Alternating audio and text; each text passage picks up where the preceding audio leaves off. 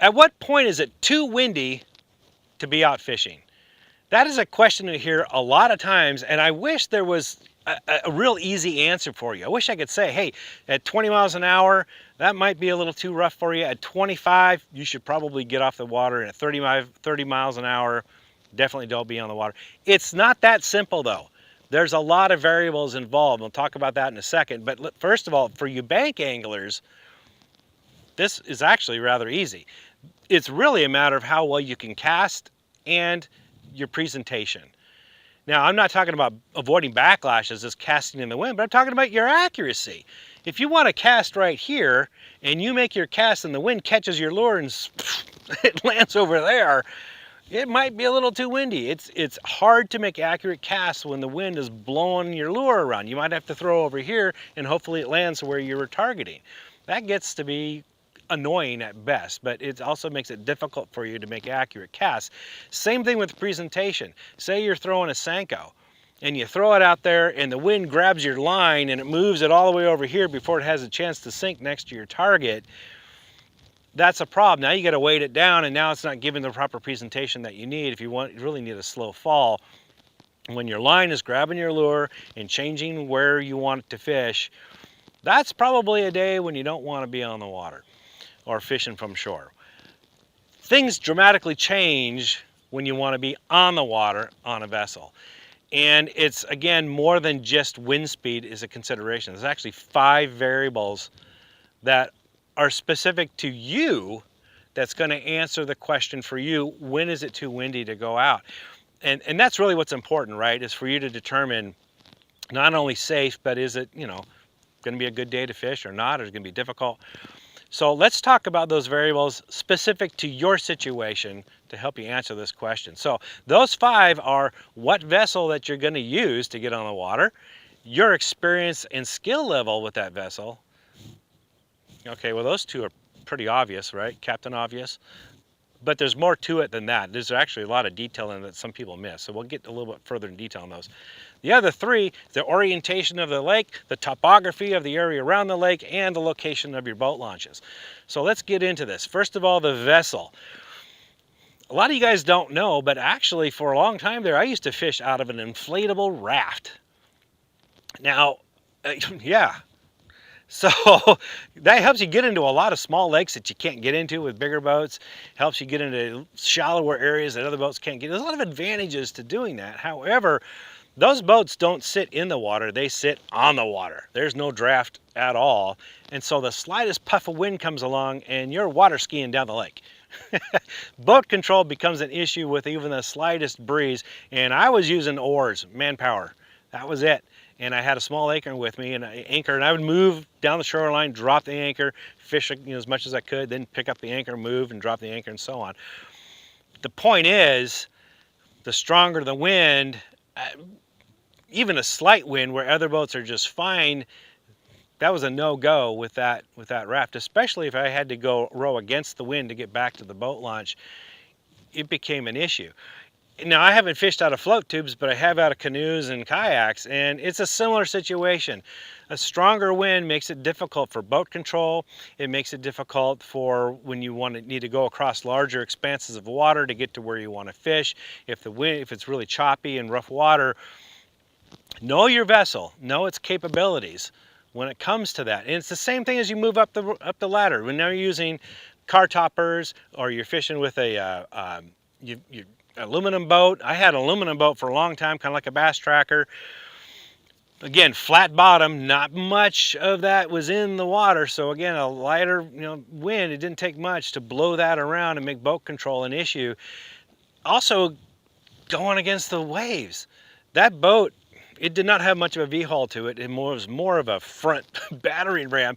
When you went across, even just when waves were beginning to whitecap and any waves larger than that, it felt like you were riding a log and you were just bam, bam, bam, bam, bam against those waves, man. And it was a rough ride. Waves were splashing over it. It made a situation a little difficult to navigate, and if the waves got even bigger, and it actually turned into a dangerous situation. Moving up to fiberglass boats, even the size difference, an 18-foot fiberglass bass boat rides completely different than a 21-foot bass boat on the same water in the same windy conditions. You don't have as much control. It's a rougher ride and a little more dangerous with a shorter boat than a longer one. So you need to understand what your boat is capable of doing on the water, depending on what craft that you are. The larger the boat, the higher the wind typically you can be in, because your boat's more capable, but it still has limitations. And that's when we get to the second part, the skill level. Guys, experience does not mean skill. It takes skill to navigate large rollers, big white caps, navigating that water. A lot of times guys think they've got all the skill in the world and I can do this. I don't have any problem. Yeah, it's white capping out there, but so what? You know, I can do it. I've done this before. They're not tying in what I just mentioned before. The capabilities of your boat. That is a limiting factor. It has nothing to do with your skills. That boat is only going to be able to be capable of doing so much. And especially if it's not in good condition, you can really get into trouble in a hurry. Right? I've seen guys very capable, very skilled, go out there and they've had a failure. The trolling motor doesn't work anymore. Their battery doesn't work. Maybe their bilge pump fails. And now they're in a world of hurt in a hurry. And it's because of the limitation of the boat, not the skill level of the angler. I want to emphasize that. Make sure everything's working really good in your boat before you venture out on rough water. Could be in a big problem. And it's the same thing when you're out on rough water and trying to fish. I did this. I was on a tournament and it was about 2 foot white caps. It wasn't too bad, 1 foot, 2 foot. And I was on the deck of my boat fishing this area where I knew there was fish. And the trolling motor was bouncing out of the water and back in. So, you know, control was an issue, but I was able to work it. And then this 4 foot roller came out of nowhere. And it came from behind. Fortunately, I heard it. It was that loud. I heard the roller coming. I turned. I was like, oh my gosh. I tried to turn the boat into it, because that's what you want to do, is you want to put the bow into oncoming wave like that. But it was bouncing out of the water. I couldn't. So I had just enough time to get on my knees and grab a hold of the pedestal seat and ride it out. And I had some water come over the bow. Not that much. Wasn't that bad. But had I not known that was coming, that roller would have bucked me right off the boat and into the water. And the amount of time that would have taken me to get back in the boat, it would have pushed the boat up against the riprap I was fishing. Now we got a whole nother issue. I've seen boats up against the bank when the wind's blowing them up, and now there's blowing water and sand and debris and everything. It happens very quickly, guys. So that actually kind of goes into the experience level. You don't have to actually experience those situations to know not to be in it. I've been in many tournaments where there's been calm water in the morning and it's rough water in the afternoon. And I've seen guys come in with trolling motors busted off the deck, their cowling ripped off, electronics ripped off. Heck, I even saw one guy whose motor was attached to this boat by one bolt. That was the other bolts had sheared off. He went into an area where there was 5 foot and 6 foot rollers. I can do it. I got the skill level. I know how to do this. His boat wasn't designed for that. It was a good boat. Don't get me wrong. It was a brand name, a 21 footer. But there's limitations.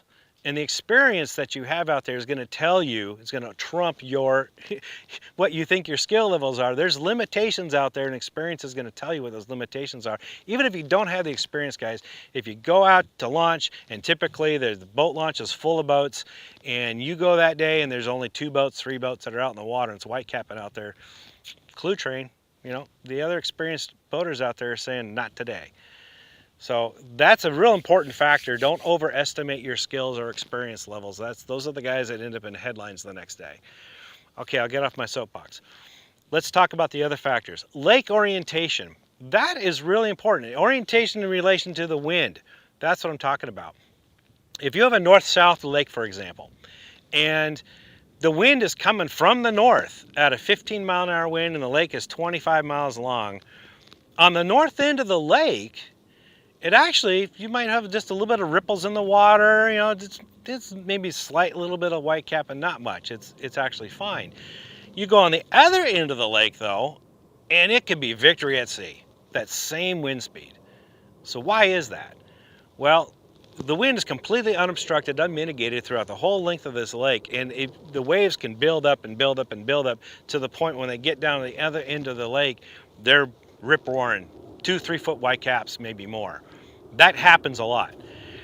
Same thing with that same body of water. If the wind is coming from north or east west, it may be completely calm. It may be doable the entire length, because the wind never gets a chance and the waves never get a chance to build up, because maybe if the lake, say it's a narrow lake, it goes one direction, boom, you get whitecaps on the other end, but if it's crosswind, it never gets a chance to build up and you're perfectly fine. So know the direction of the orientation of the lake as relative to the wind's direction. Now, not all lakes are perfectly straight up and down. They might be oval or something like that, but you get the general sense of it. The general length of the lake as opposed to the wind is going to really help you decide either what area not to fish and where to fish, or maybe let's try a different lake that's got a different orientation that day.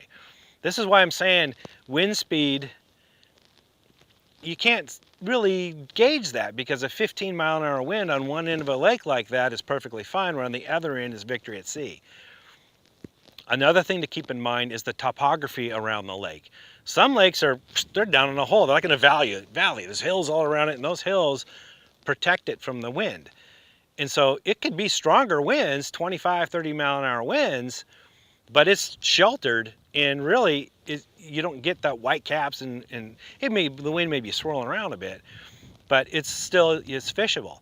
Or like the lake that's behind me, it's in a canyon, and it's got canyon walls all around it. And actually this lake I'll fish when it's 25 or more mile-an-hour wind.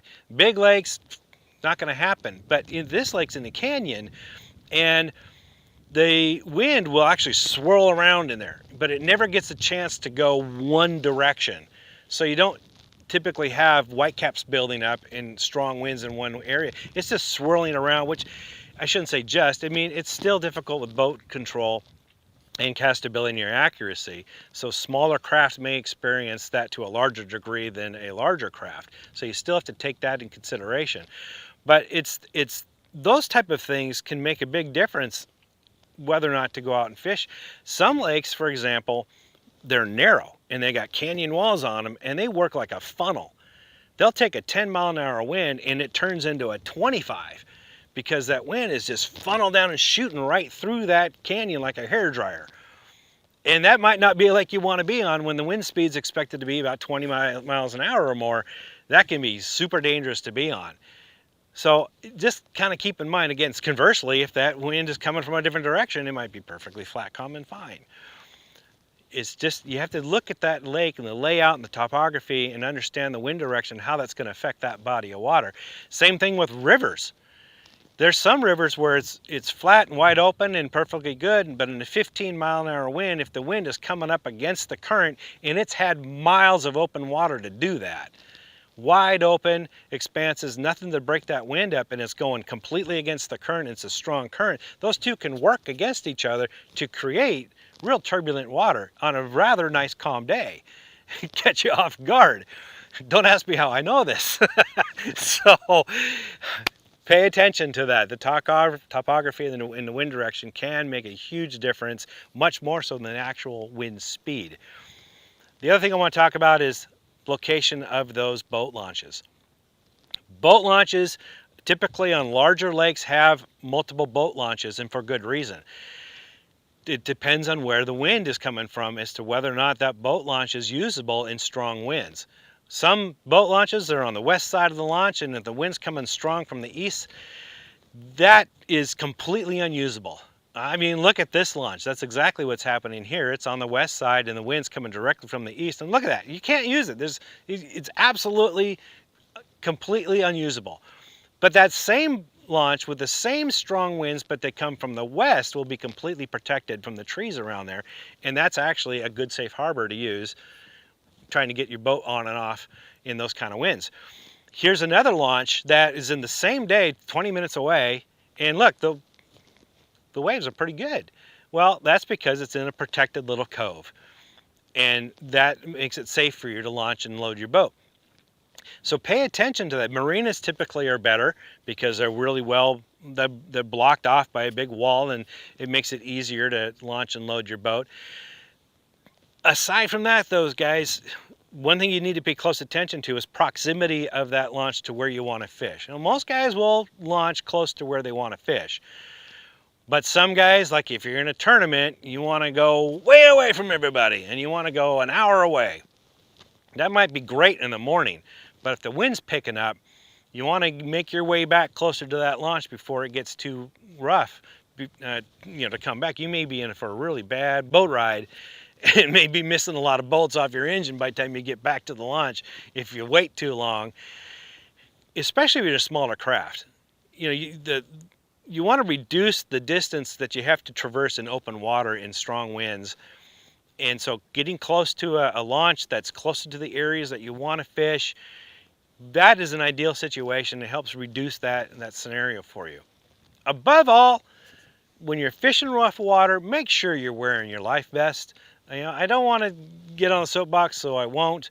But like that situation I told you where I almost got bucked off the boat, I was not wearing a life vest at that time. Lesson learned. Had that happened, it would have been a really dire situation.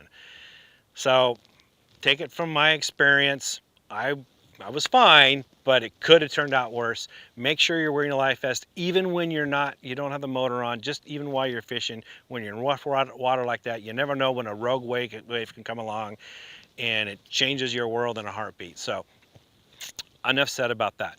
So with that in mind, I hope that gives you an idea of, again, wind speed's one thing, but all these other variables are going to make the difference whether or not you go fishing on your specific body of water, the way you fish it with the watercraft or even on the shore, however you want to fish it. Those variables are going to make a big difference in determining what's best for you. And above all, guys, if you don't feel safe out on that water, get off the water. That is your body, your mind telling you, hey, let's listen to that. Listen to the intuition. That is the maximum. That is the determining factor for everybody. So pay attention to that voice in your head. Hope that helps. For more tips and tricks like this, visit BassResource.com.